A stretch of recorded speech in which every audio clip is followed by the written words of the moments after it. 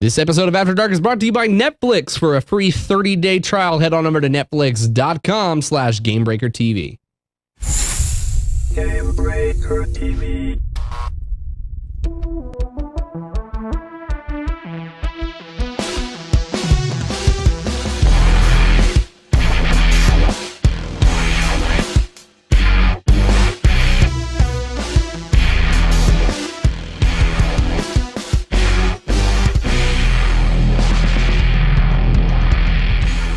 Hello, everybody, and welcome back to After Dark, the show where I forget to move this computer before the show starts. It is Tuesday, 9:30. That's right. It's that time. The lines are open. Oh, wait. Sadly, the lines are not open tonight. We've been having some technical difficulties, so we are going to focus on some Twitter-related questions tonight. But first, joining me like he does every week, the one, the only, Mr. Josh Allen. Hey. Yo. How's it going? They say that technology is the vehicle of esports, and this isn't really an esport, but I feel like somehow that applies. Every once in a while. I don't even get this analogy. We're not in a vehicle.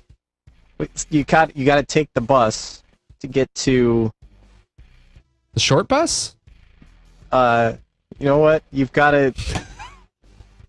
You don't even like cheesecake. Shut up. Why? Why do you have to bring this up at the start of this show? Is this just how we're going to inevitably start this way? So that way every comment for the rest of time on this show is going to be about how I don't like food and hate everything. I needed Is that a what recovery. the show's become? I needed a recovery. That was just where it went. All right. Well, like I said, we've got a little bit of some technical difficulties, but we're looking for Twitter questions. If you guys are watching live, be sure to hit us up right now using the hashtag GBAfterDark. So starting off the show tonight, I failed miserably at screen capturing the Twitter question. Here we go. Andrew wanted to know, speaking of esports, do you think that the esport industry is getting saturated with MOBA-style games? That's a fair enough point. You think esport, you think MOBA. I mean, I don't want to say that shooters haven't, aren't necessarily professional gamers out there that have to do with shooters and everything else, but I feel like esports has boiled down to StarCraft and Dota, League of Legends, Han, Smite, etc., etc. Well, at the moment, it's kind of StarCraft, League of Legends, and Dota. Well, that's because the Heart of the Swarm just came out. Come on. Well, no, I'm just saying it hasn't come out yet. It's coming out on Tuesday. God. Wow. How do you not know these it's things? Tuesday. It's like forgetting my birthday. No, it's next Tuesday. Oh. But you don't even know when that is anyway. I think part of it is that there just happen to be a lot of MOBA titles that are out right now. A lot of people have been creating those, and the biggest, that's just kind of the first direction that everybody goes when you come out with a new MOBA is, can this be an esport? Is this something that can actually be an esport? I think a lot of people just want to see MOBAs head in that direction, so every time a new MOBA comes out, people say, okay, well, Smite, how are we making this an esport, Blizzard All-Stars, whenever that comes around, how are we making this an esport? Stuff like that. I think that's definitely part of it right now. I do think, however, that there is a risk of saturation, like I'm sorry, I don't remember the name, but the person who was asking that on Twitter. I do think that there is a risk of that being a little bit too saturated in time, just because it can be kind of like if you were watching 4 different types of football, right? Or we'll say American football. If you're watching 4 different types of American football and they all had slightly different rules, it kind of feels like a lot of people have, it would end up sort of, how do I phrase this? It would make it so that a lot of people would just sort of get confused. They would follow one or the other and things would get very diluted. That's the word I was looking for. It would become very diluted in that there's just too many of these different things, which is why we see leagues like MLG or Pro League or, OGN in Korea focusing just on League of Legends right now. and they haven't really branched out into the other MOBAs, and that's just because of that dilution factor. Where if there's too much to follow that's MOBA-esque, then people just kind of feel like, well, you don't really get those big viewer numbers with any individual one of them. Is what I'm saying. I do think there's a risk of that at the very least. I don't know that 2 is too many. Like, I feel like Dota and League of Legends can possibly both be huge. I do think that it's going to be sort of a winner-take-all sort of situation there, though, where one of them will end up over time. Right now, it's obviously League of Legends, but one of them over time will end up being the big MOBA that everybody follows, and the other ones just won't have as much exposure. They might still be able to function as an esport, but they won't be able to get to that critical mass that something like League of Legends has actually gotten to at this point. What about sorry, I was actually trying to do looking at some technical things. What about the idea of other games kind of or like what happened to first, like, I used to think MLG shooters, Halo tournaments, Call of Duty tournaments. That's originally what I thought when I heard MLG. Now I don't even really, they're still out there, but I don't really can see many people involving themselves as much with it. I think a huge part of that just comes from the profitability side of things on the side of the tournament. It's much easier to present a game like StarCraft or like League of Legends to the viewer. It's a much easier game to watch because of the top-down perspective. You can look, like if you watch a Quake tournament or something, which I love watching Quake tournaments. It's always really fun to watch these guys moving around, but you tend to kind of get lost in the action of what's going on because you're seeing it from that first-person perspective most of the time. And even in cases like Counter-Strike, for example, it has the third-person perspective. It can still get very, very difficult to actually navigate that 3D space and show the viewer, okay, he's going to go up this ladder over here. Like when things start getting off of that one two-dimensional plane in terms of where all the players are on the map, it can get very, very complicated for the viewer at home to actually follow, which is why a lot of leagues end up leaning more towards those top-down RTS-style titles because they can actually pull that off. So I think it is just something that like you get more viewers that way, so that's what the leagues have gravitated towards. I think there's a way to make those work, but it's going to be a lot more complicated than just saying, let's just look at the same map that the players are looking at. All right, let's move on to another Twitter question here.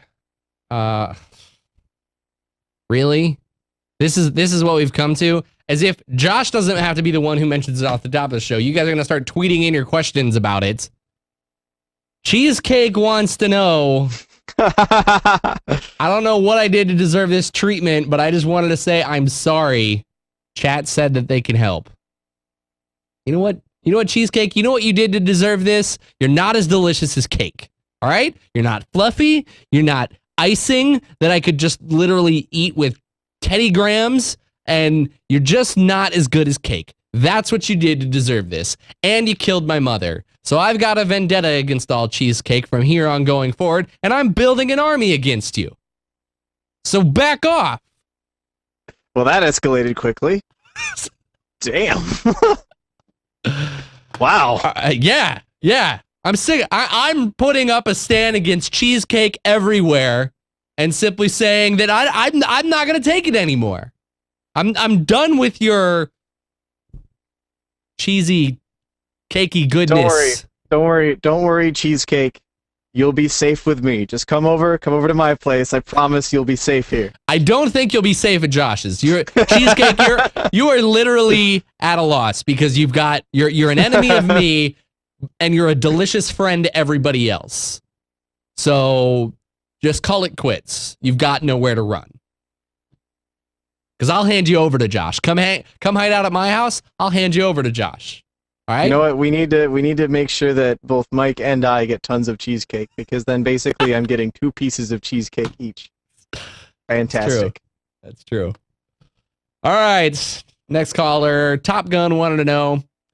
I know you guys don't talk about class updates, but with WoW 5.1, do you think the big class nerfs will affect the raid group makeup? I wasn't actually aware that there were massive nerfs coming around. I haven't been paying attention to fine details across the boards of different classes. I've actually seen, I think Rip got a 15% increase. So I'm buffed. Take that. Yeah, there wasn't really anybody nerfed to the ground as much as people like to say. There really wasn't anybody that got nerfed so bad in 5.2 that you can't do that anymore. Even like Affliction, people were saying as Warlocks, Affliction was going to get nerfed all the way down to nothing because like the Grimoire of Sacrifice got nerfed so much. And that didn't happen. Affliction is actually still one of the better Warlock specs. In fact, I think it's actually parsing right now as best for single target DPS. So, first thing I would say is make sure to actually look at the facts before you worry about how much your class got nerfed. People freak out about things when they're on the PTR, and then when they release, they turn out to not be that big of a deal. Second thing I would say... Wasn't there an awesome Daily Blink comic that basically talked about the cycle of a World of Warcraft patch? And it was like happy, sad, depressed, angry, changes, and then the patch comes out, or like acceptance, and then the patch comes out, or something like that. Brilliant. Yeah, and I think somebody actually mentioned Arcane Mages in the chat as a class that was nerfed to the ground, and I just wanted to point out that Arcane Mages still parse better than a lot of other specs. They're not that. If your definition of to the ground is better than half the DPS specs, then you may need to adjust your standards there a little bit. You're gonna sit there and make excuses for mages complaining about getting nerfed to the ground when they're just gonna sit there and be like, we need to be buffed more because we're not doing enough damage when we're sitting at top of everything. Come on. Yeah. You're gonna literally try and sit there and break it down for mages. Let's just pretend like they don't exist, because they just live in their own little happy world where they think they're all the worst class out there. Wow, mages. So angry today. But the other thing I was going to say about this though is that class buffs tend to have less of an impact on raid makeup than people really give them credit for. A lot of times, what'll happen is the class will get nerfed, they will not perform well in the new patch, and then they will get sat. And so they will say, well, obviously I didn't perform well, so that's why I got sat, because my class is nerfed like crazy. When a lot of times all that is a matter of not adjusting to how the changes work in the new patch, or maybe this is someone who just was not as good as somebody else and got sat as a result of that. Zista. Yeah, exactly. Yeah, I'm looking at you, Zista. Quit dying. I'm glad everybody knows that now. That's a good thing for everyone to know. Where was I going with? Oh, I do think that it's important to remember that a lot of times your skill in the vast majority of guilds, by far, vast majority of guilds, unless you're like pushing for world first, chances are pretty good that you will be able to perform well as any spec just by playing it well. You will be able to perform adequately as any spec by playing it well. And a lot of those guilds, they will say, well, you're good at this spec, so you should obviously change into this other spec, be good at that other spec as well. But player skill plays a much larger factor than people really like to give it credit for in World of Warcraft, and in any MMO for that matter. Your ability to react to what's going on around you, to maximize your DPS while dealing with outside stimuli like void zones and so on, that is by far the greater impact on your DPS than the extra 10,000 or whatever that you could have gotten by changing specs or playing a different class. Well, I guess in response to what I said, and this is totally unplanned, but Zista comes back with, I will not delete my account, Mike Shaftnit. I bet I can finish a whole heroic without dying before you can finish a slice of cheesecake. Well, we've already discussed that I'm not going to finish the cheesecake. I'm passing it off to Josh Allen.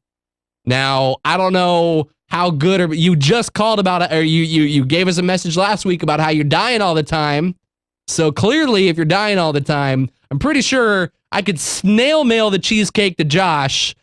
He'd be able to eat it before you probably even cleared the first boss. Just saying. Wow. You know he's in my 10-man, right? You want to throw down, I'll throw down.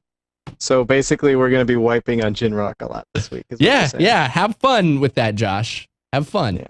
And enjoy that cheesecake while it lasts, because that's the bittersweet taste of defeat. What time? I'm going to go get a piece of cheesecake from like Burger King or something after this. I desperately want cheesecake now. All right, let's see if we can get this back on track. Sutter Kane asked, So who wins in a fight? Treeform Bastiak or Dressform Shaftnet? LOL. I'm done going to Twitter. I'm done going to Twitter. We're just going to serious questions over Twitter. This is not even remotely conducive to making a good show here. But why not?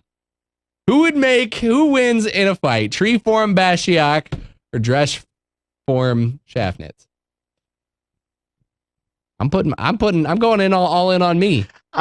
I have no idea what the quantitative properties of either of these people are in this scenario. What are we winning? What are we versus Batman sort of situation where you can say, oh, the Batman has the utility belt that has everything in it, but the Hulk gets angry and then he smashes things. No, it's like we've got a guy wearing a dress and a twig. What? How do I even begin to analyze that? Pretty sure dress form means you all lose, which means I win. So, just saying. Ultimate form, dress form. Calling you out, Bastiak. Where are you at this week? We going down? We tree form versus dress form? Let's do this. Next week, after dark. See you then. Let's see if we can get something. Just something back on track here. Let's see. Jason D. Williams asks, if you were making an MMO, would it have the Holy Trinity? Would you have it PvE and PvP, crafting similar to ? Thank goodness for a normal question. I don't want to say it's unavoidable. There are ways to get around creating and doing the Holy Trinity, by all means. But to me, it's not as graceful as the way that you can accept the Holy Trinity, even in somewhat similar forms. If you break down the Holy Trinity to its core, where you have a tank, a healer, and DPS in some aspects, however it is disguised, but that's still what it is at its core. I like that system. I've liked that system since I've started playing RPGs when I was a kid. Like, that to me just makes a dynamic setup.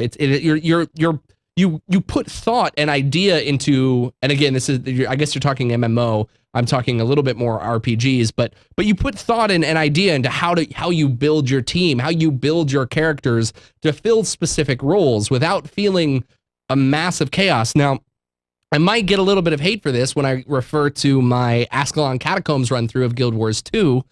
We successfully got through Ascalon Catacombs with 5 DPS. We did it.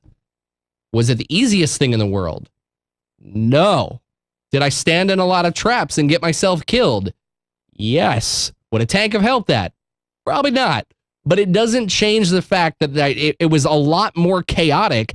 I was too worried about aggro and dodging and everything that was going on because there was no tank holding the mob, that in my first experience in running through Ascalon Catacombs with all DPS, it was nothing but a chaotic cluster mess, and it made it much more difficult. I'm much more satisfied staying within the realm of tank, healer, DPS. I like its dynamic, me personally. So that's the type of MMO that I would create. Do you disagree? Do you agree, Josh? No, I think there's definitely a market for that sort of chaotic sort of MMO. I don't know that a hotbar style is the way to pull that off, though. I think if I'm creating a hotbar MMO, I'm going to go with something similar to the Holy Trinity. At the very least, it would be something where maybe everybody does DPS, but you lean towards survivability or you lean towards sort of support, one or the other. That might be a better way to implement the idea of there's no such thing as a true tank, but you do have people who are more survivable. Their job is to keep things away from other people. Do have people who are more healing focus. I feel like that might be a better way to go about doing that. I do think, though, that in a hotbar MMO, where you stand back, you push hotkeys to make buttons happen, and you targeting things like tab target, whatever, something like World of Warcraft or Guild Wars 2, I do think that the Trinity just feels a little bit better to people playing that.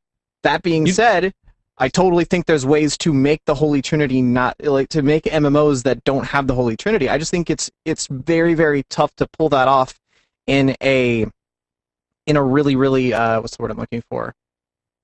In a very enjoyable fashion. It's hard to pull that off when you are also dealing with things like tab targeting and selecting individual things to attack and using action buttons and so on. I think something like Warframe can work fine, and an MMO that was built around something like Warframe, which Warframe is pseudo MMO-ish at the moment.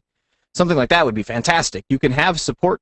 You can have somebody playing support in Warframe, or you can not. Like there isn't a major difference either way. It really just more comes down to how good you are at shooting guns.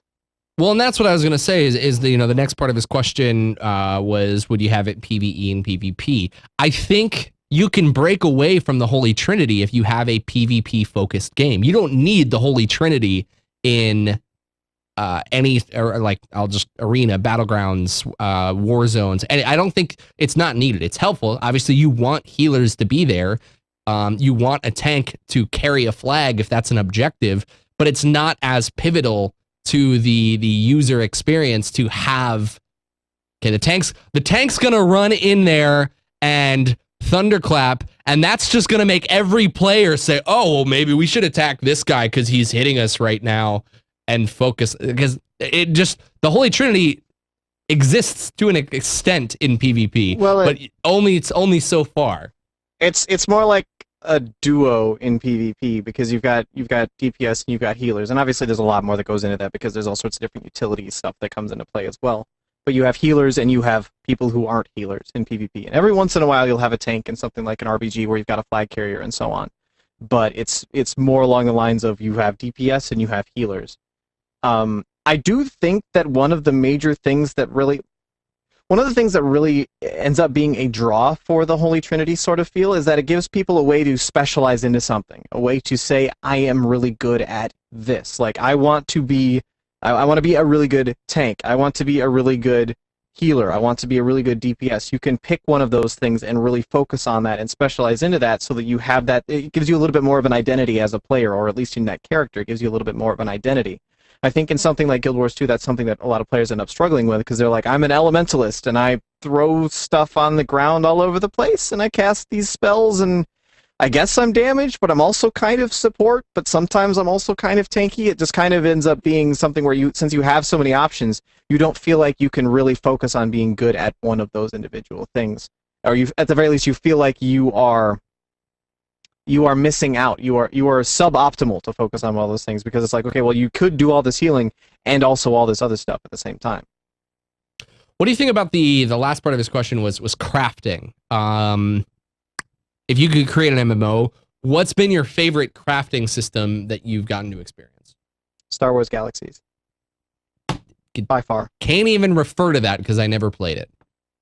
Star Wars Galaxies is the only game that I've ever played where I could literally just sit there and do nothing but craft all day. That's what I did. I was a master artisan in Star Wars Galaxies. All I did, I had a guy that went out and got a whole bunch of resources, and he would give me all these resources, and like the two of us working together, we just crafted stuff like crazy. He would go out and do all these missions and get these resources and stuff. I don't even know where all that came from, because I never got into the resource gathering side of the game. I just had this constant flow of resources coming in, so I just sat there and crafted stuff all day, and that was really fun to me. We need more games like that. Like, I like the idea of, and this has been mentioned in previous shows, with some of the anime MMOs that are out there, where people exist in these MMOs and they are players, but they are strictly like shop owners, and that's how they play the game, is they run a shop.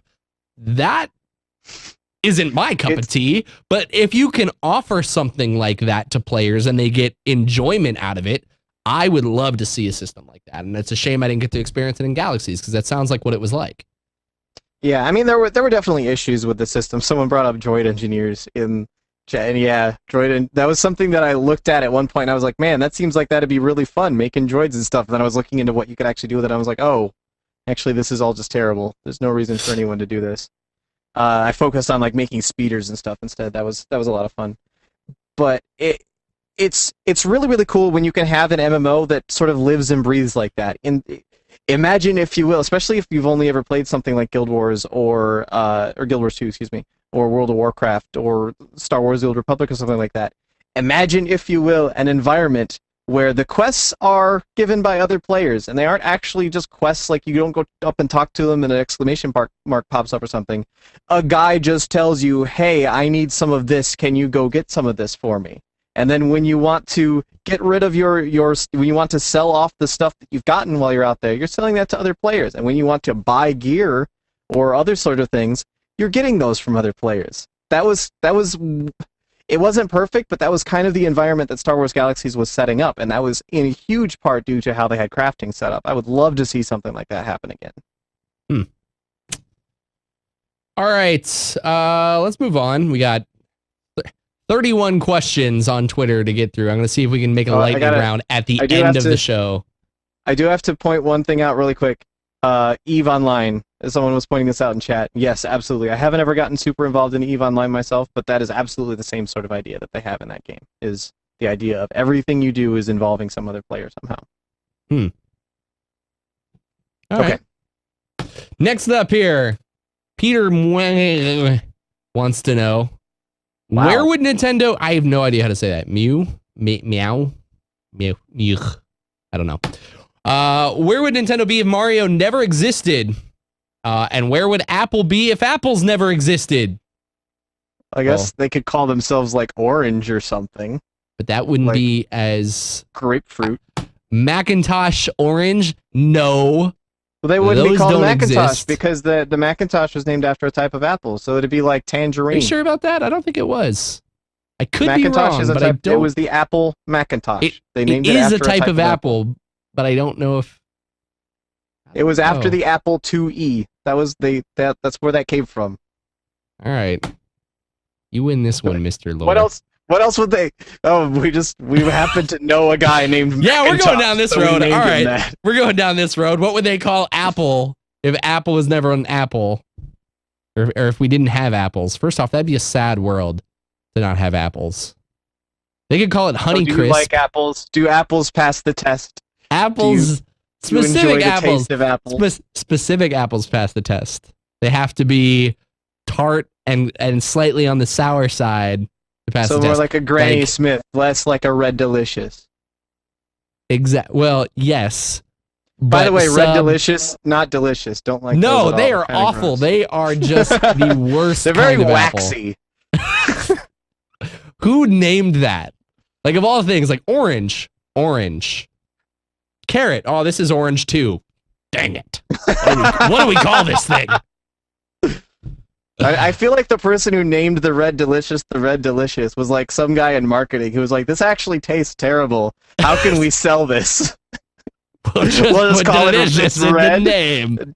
Yeah, there we go. You want a good apple. Honeycrisp. Those are amazing, and they only come out in the fall. Check those out if you've never heard of them. All right, so let's get back on focus here with this question though, because there is something to be had here.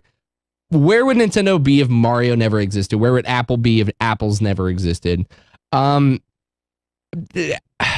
hard to say. Like Nintendo obviously built a staple off of Mario, but it also built it off of other characters. So let's go one step farther and just say, where would Nintendo be if it wasn't Nintendo? I mean, it wouldn't be Nintendo then. At some point here, you've got to say, where would these guys with these great ideas be if they never came up with these great ideas? And you're just kind of, and they wouldn't have come up with that would. It's a really, it is Nintendo would at not its be core, it's a Nintendo basic if they answer. didn't come up, yeah, I mean, the direct answer is if they didn't have Mario, they still have Zelda, they still have Metroid, they still had all these other titles that they were able to build off of. They would we would have Zelda Party or Metroid Party or something like that instead of Mario Party. We'd still have the same sort of crappy friendship ending games like Mario Party. We'd still have those though. That would still exist. Something along those lines would still. I mean, otherwise we'd be all singing the praises of Sonic the Hedgehog right now, right? Not true. Not true. Sega came up with Sonic to specifically try and rival Mario. So if we didn't have Mario, we might not have Sonic. Yeah. So I guess the bigger question is, where would video games be if we didn't have video games? It's a tough answer to like it in theory. There's a lot that you could potentially think and come up with, but truly at its core, like the question just begs itself to a bottom line of we wouldn't be anywhere. Where would Nintendo be without Mario? or staples like Mario. It wouldn't be Nintendo. We wouldn't have Nintendo because that's Or they'd have that's what put something else. Nintendo on the map. Or they'd have something else. Or there'd be something else. Yeah. So. Alrighty, let's see here. I got through all of the pre-screen Twitter questions. We got about 20 minutes left. Let's see if we can get through this. This is gonna be crazy. Let's try and drag this out as much as we can. Let's try and get a little bit of extra time in here. Because that's good television. All right, here we go. Lightning round. We're gonna try and get through these as fast as humanly possible here. 7-Bit Brian, assemble the cheesecake armies. Well, get out of here. That wasn't a question. Draven Dressedin, you referenced Star Wars Galaxy a lot with its crafting. Why was it so much fun? And how could you use it? How could other games use it? I think you talked a lot about why it was so much fun. I don't think we need to go into detail about that more. But how do you think other games could take what was so fun about it and apply it so that its philosophy could transcend what other crafting is, what crafting's doing right now? I think it really does just sort of come down to that core philosophy of everything that you do in the game involves another player. Instead of having a quest that some random guy gives you that says, hey, go kill a whole bunch of wolves, you have some guy with a bounty out on wolves because the wolves themselves are causing like his crops, like they're actually causing his crops to be damaged, so he needs people to be killing them and he will pay people to kill them and so on and so forth. That's the sort of thing that I believe it was actually 7-Bit Brian mentioned in the chat a little bit ago about EVE Online. That's how that ends up working, is you literally have these corporations who say, we need this, please go mine some of this, and there's a work order out there for it, so that you can say, okay, I've got this. They've got a standing work order so that they will always buy this particular thing at this particular price, and so on. And that's really the core philosophy of it, is just get rid of NPCs, more or less. Get rid of people that are not actually playing the game, and come up with reasons for players to interact with each other in similar ways.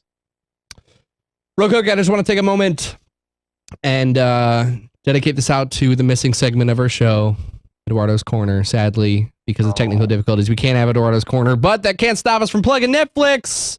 For a free 30-day trial, head on over to netflix.com/GameBreakerTV. You guys can get access to a whole bunch of really awesome shows, television, movies. So the rest of this lightning round brought to you by Netflix. All right, this next question. You know what? Chaos Infinium. I'm never answering your questions again. I think you're conspiring. I think you are literally just trying to make me say words I don't know how to pronounce. Because his question was, Mike Shaffnet, have you ever thought of cosplaying as Akiwa from Detsuka? What? Come on. You know I have problems saying words, and you're going to make me say something that is so clearly Japanese that I have no way of even remotely relaying your question. Get out of here. I'm not even going to dignify it with a response. Dise Creator. Let's zoom past this one here. Get out of here. Do you guys plan on playing Final Fantasy 14? How do you feel about the materia and PvP systems?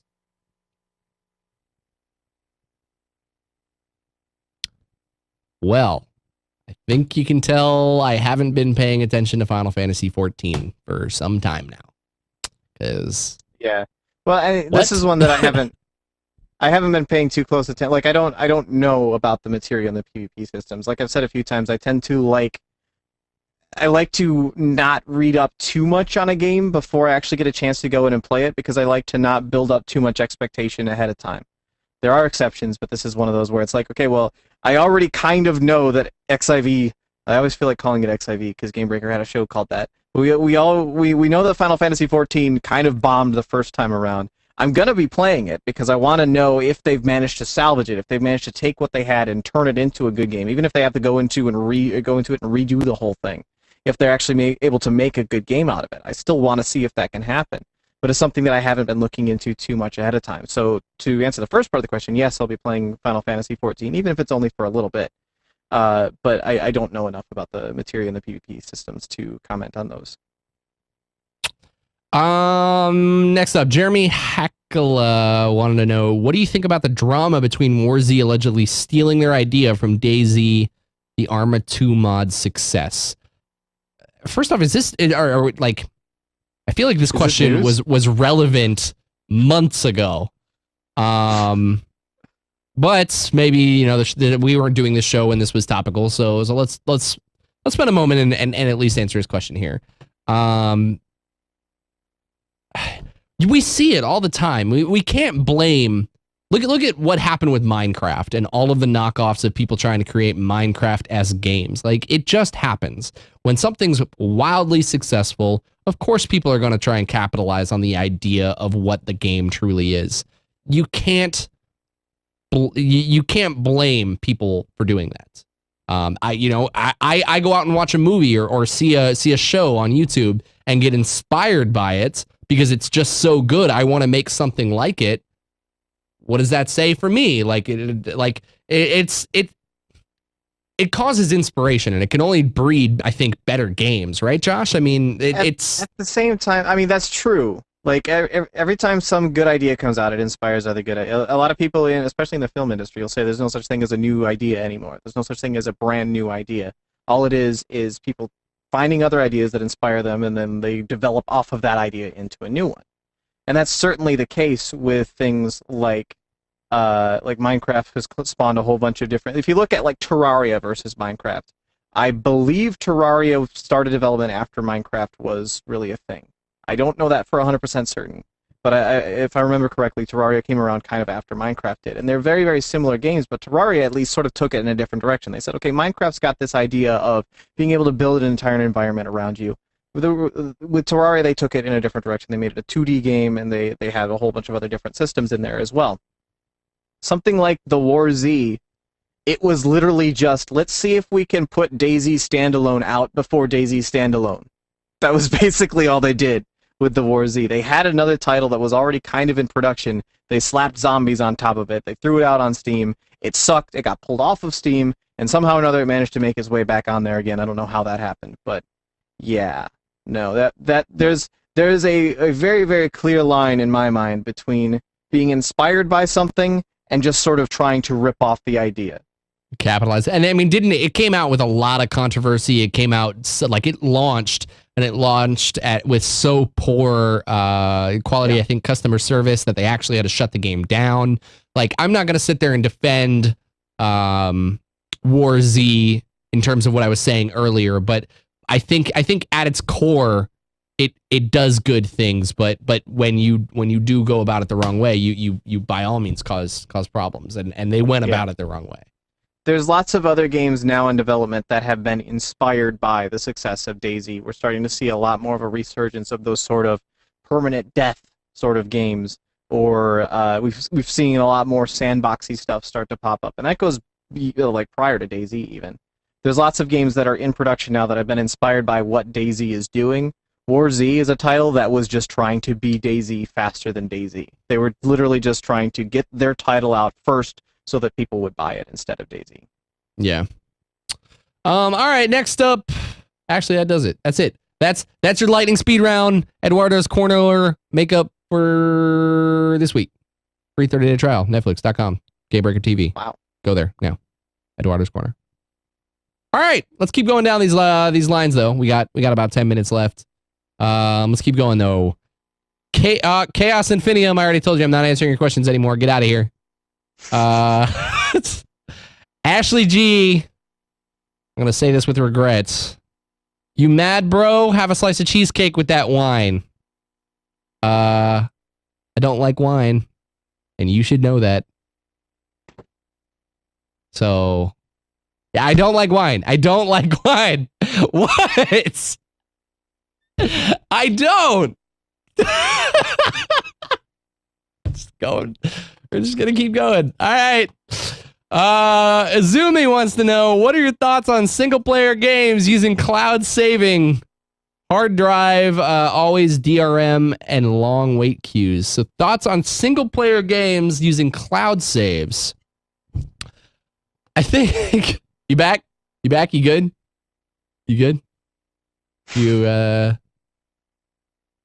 like some cheesecake with that wine? Do you like things? Mike Shafted, do you like things?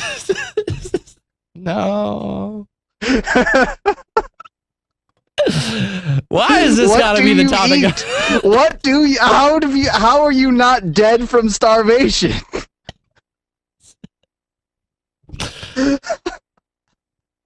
Ramen, macaroni and cheese, chicken. But do you like those?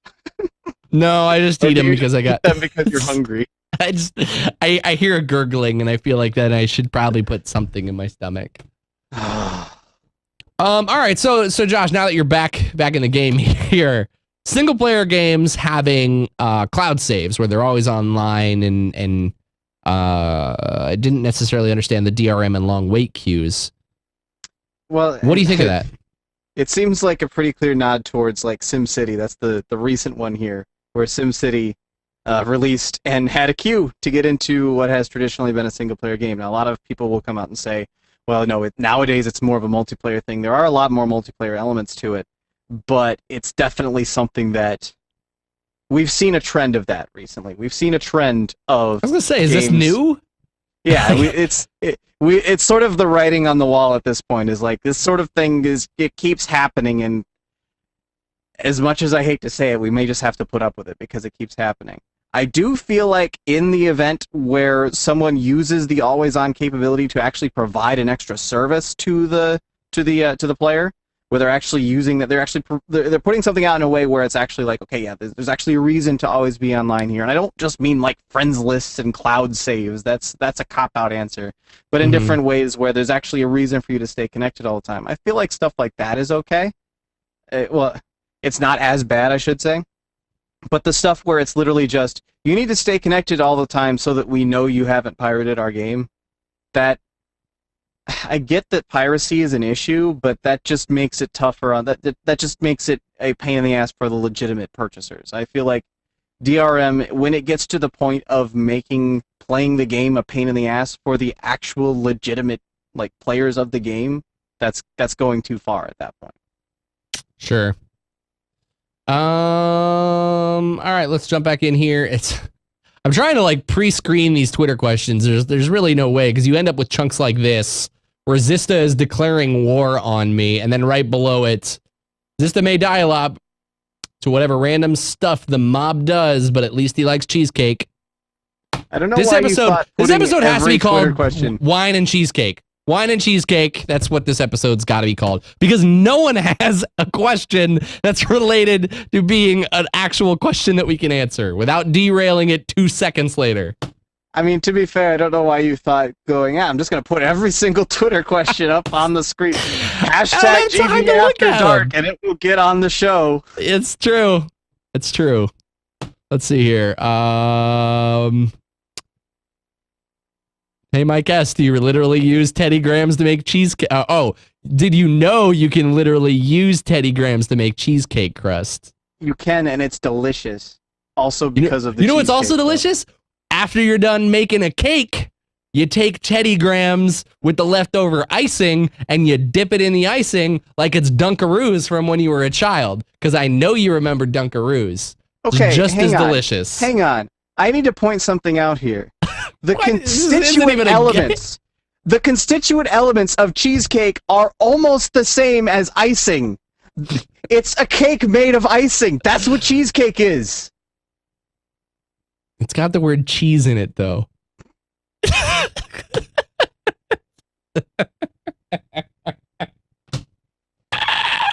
That's all there is. Look at this. Cheese, right? Mike S. Someone actually went out and got the Twitter. Oh, no, wait, that's the name. Okay, so Cheesecake Hater is the Twitter handle. Cheesecake is amazing. Why do you hate it? Mike Shabnett, do you think Slender IP could hold its own if it had better financial backing?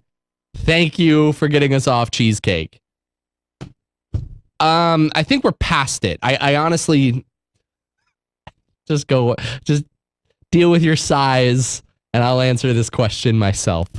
I think the Slender IP has come and worn its moment. It blew up really big with I think it was like Slender 6 Pages, and there were some offshoot games.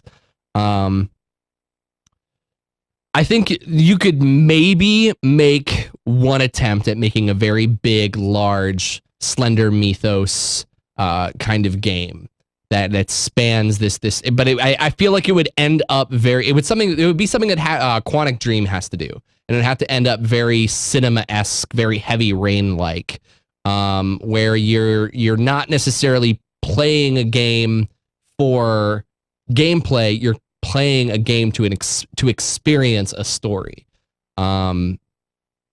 Because like there's no way to fight Slender Man. That's the whole mythos of him is he's just this omnipresent thing that kills you. Yeah, once he picks you, you're screwed. That's kind of it. You can't fight back. So it's got to be a story-driven game. And I think they've got much other great projects that I would love to see come out of them before Slenderman IP, but I think that they could do a good job with it. I think I was at a hockey game last year, and I saw it was just after Halloween. I saw someone dressed up as the Slenderman do a dance contest to win a hot dog, and ever since then, I just haven't been able to take him seriously anymore. Have you seen Slenderman doing like disco dances to try and win a hot dog? No, but you did. There's no recovery from that. It's almost like getting caught in a yellow dress. Just be glad you didn't see that live. The one thing that there was like a couple weeks ago, obviously the Harlem Shake was a really big YouTube thing.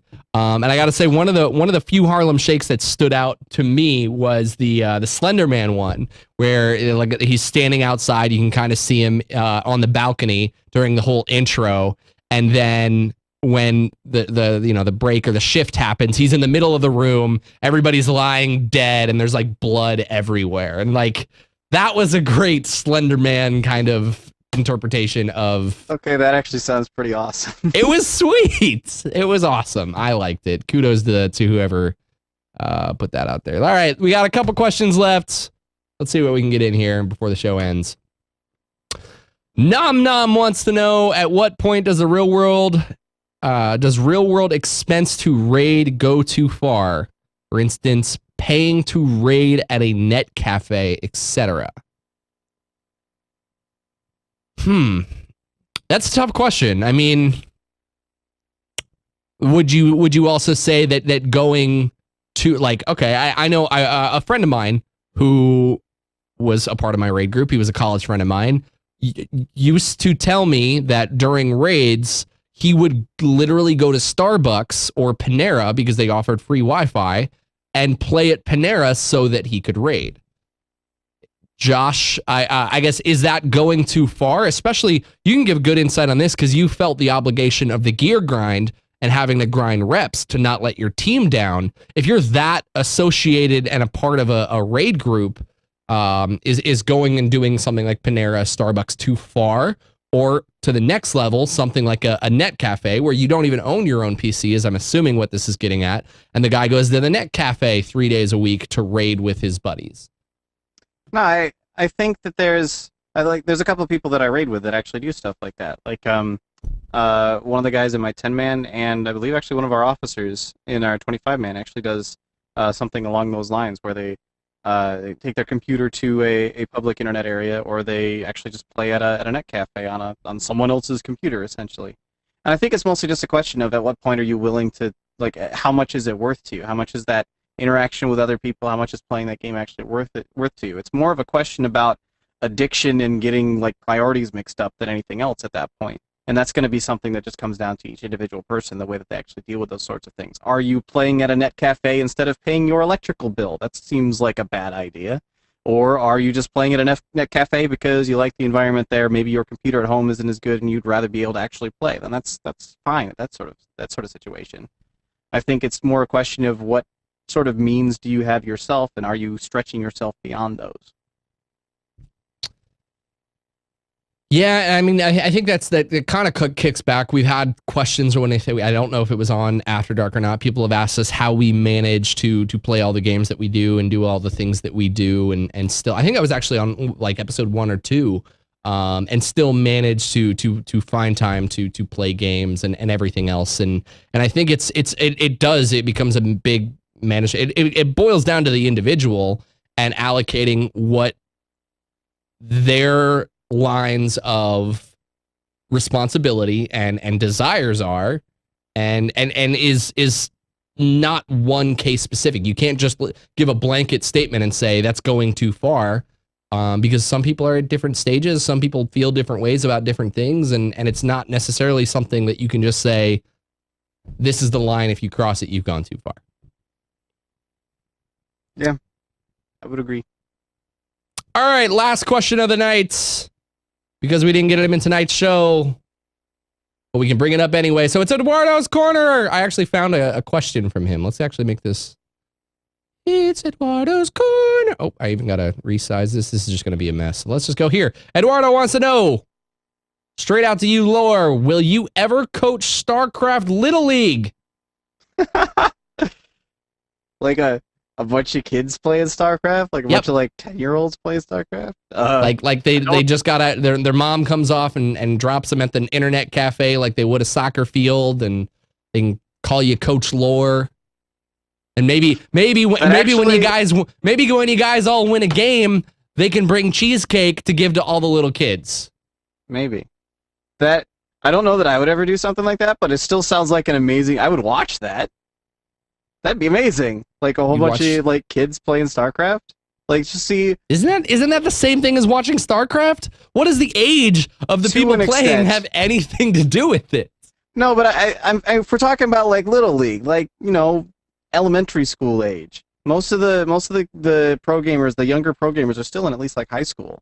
I think it'd be interesting to see how much better the next generation is going to be than us at video games. It's something I'm kind of afraid of. I have like nephews that are already way better than me at things like Black Ops 2. They shouldn't even be playing that, but they do, and they're amazing at it. And I'm scared because it means eventually everyone's going to be better than me at video games, and I don't know if I'm going to be able to cope with that. You know what's going to be awful? We're starting. I saw this when I took a look at Windows 8. Like, if they start to, or Microsoft Word. Like, I knew Microsoft Word like crazy. Or Excel or all of the Microsoft Office software. I knew it like the back of my hand in high school. And if I go back to the programs the way that the program was set up in that era, I can still do it all.